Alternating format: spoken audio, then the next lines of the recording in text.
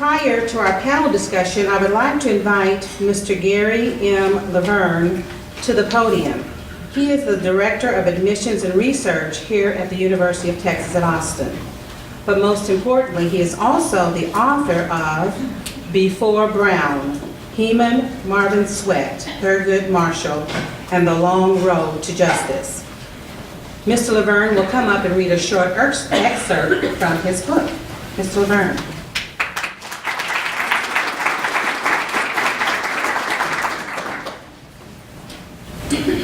I kind of invited myself to this morning when I saw one of the persons who arrived, and so I'll just get to this very short reading. It is a testament to courage and integrity.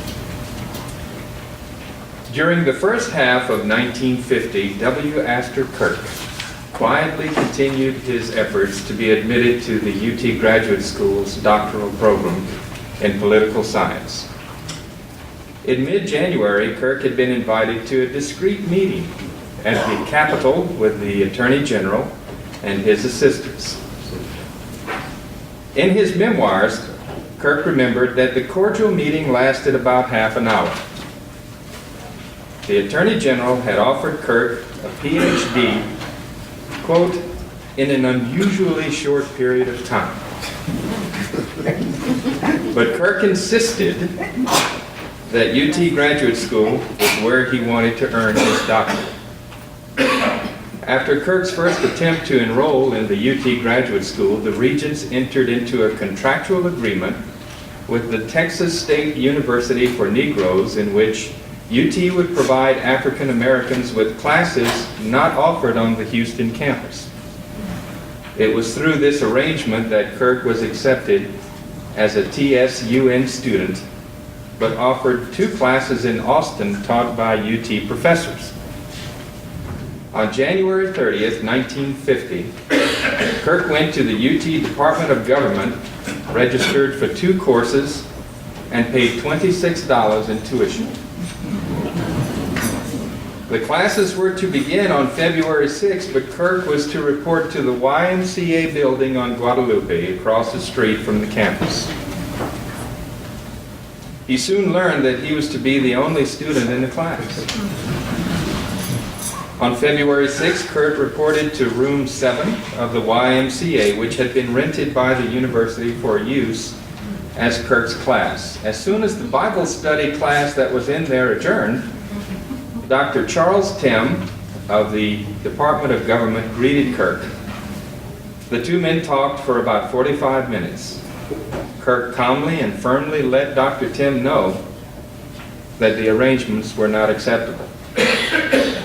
He emphasized that he had no personal animosity toward Dr. Tim and departed with no hard feelings.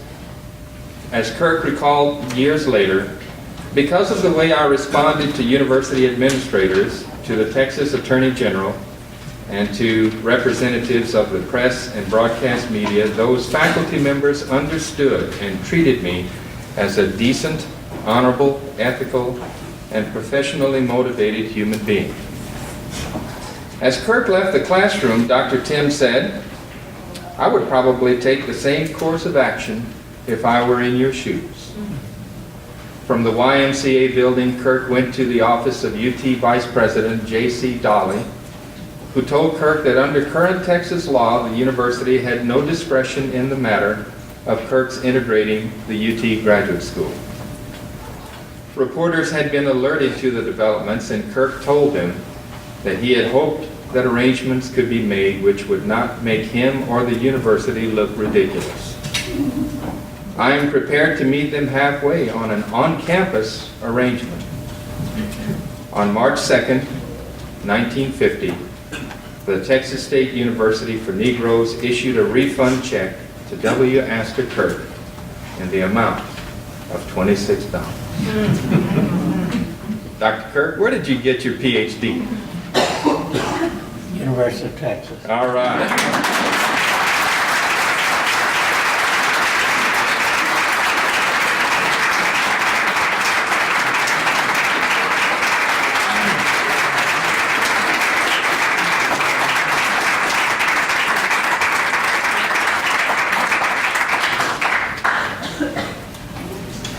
how fitting. Thank you so much, Mr. Laverne.